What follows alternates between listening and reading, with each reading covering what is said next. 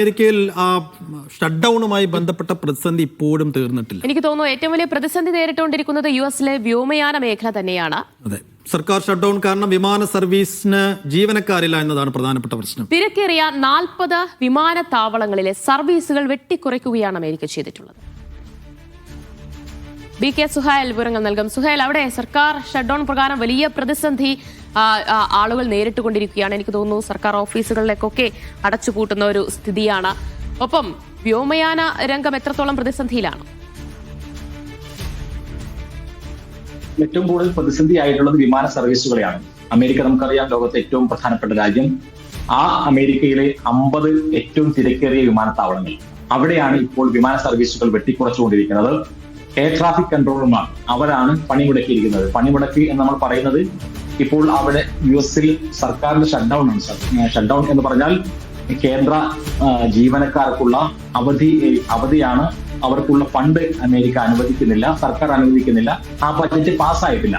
Budget പാസ്സാക്കാതെ അവർക്ക് ശമ്പളം കിട്ടില്ല. അത് പാസ്സാക്കാതിരിക്കാനുള്ള കാരണം എന്ന് പറയുന്നത്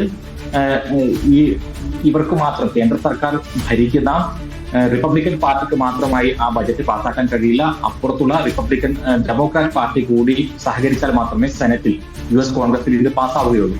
പാസ്സാവാതിരിക്കാനുള്ള കാരണം ഇൻഷുറൻസുകൾക്കടക്കം ട്രംപ് സാധാരണ രീതിയിൽ സാധാരണക്കാരെ ബാധിക്കുന്ന ഇൻഷുറൻസ് സേവനങ്ങളടക്കം വെട്ടിക്കുറക്കുന്ന നിലപാടുകൾ സ്വീകരിക്കുന്നു എന്നുള്ളത് കൊണ്ടാണ്.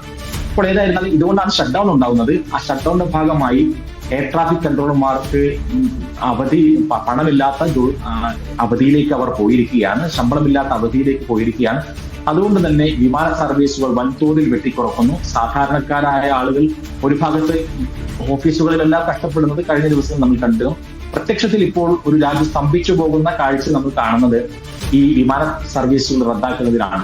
ഏതായിരുന്നാലും 50 വിമാനത്താവളങ്ങളിലെ ആഭ്യന്തര സർവീസുകൾ മാത്രമാണ് ഇപ്പോൾ റദ്ദാക്കിയിട്ടുള്ളത്. അന്താരാഷ്ട്ര സർവീസുകൾ കൂടി റദ്ദാക്കുമ്പോഴാണ് അതിലൊരു ആഘാതം മറ്റു രാജ്യങ്ങളെ കൂടി ബാധിക്കുക. അത് വരുന്ന ഭാവിയിൽ തന്നെ നമ്മൾ പ്രതീക്ഷിക്കേണ്ടി വരും.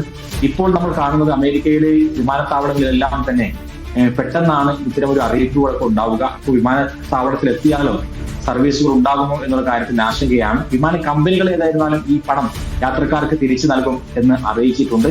ഈ ഷട്ട് ഡൗൺ ഇതേപോലെ തന്നെ മുന്നോട്ട് പോവുകയാണെങ്കിൽ അമേരിക്കയിൽ വലിയ സാമ്പത്തിക പ്രതിസന്ധി ഉണ്ടാകും എന്നുള്ള കാര്യത്തിൽ ഒരു സംശയവുമില്ല.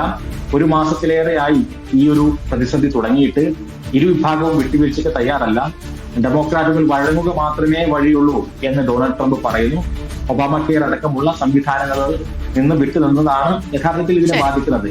പ്രത്യേകിച്ചും സർവീസ് മേഖലകളിൽ നിന്നും ട്രംപ് പിന്മാറുന്നു. അത് ആഗോള കുത്തക കമ്പനികൾക്ക് വേണ്ടിയിട്ടാണ് എന്നുള്ള ആക്ഷേപങ്ങൾ ഡെമോക്രാറ്റുകൾ ഉയർത്തുന്നു. ഈ തർക്കം ഇങ്ങനെ മുന്നോട്ട് പോകുമ്പോഴും അമേരിക്കയിൽ വലിയ പ്രതിസന്ധി അങ്ങനെ തന്നെ തുടരുകയും ചെയ്തു.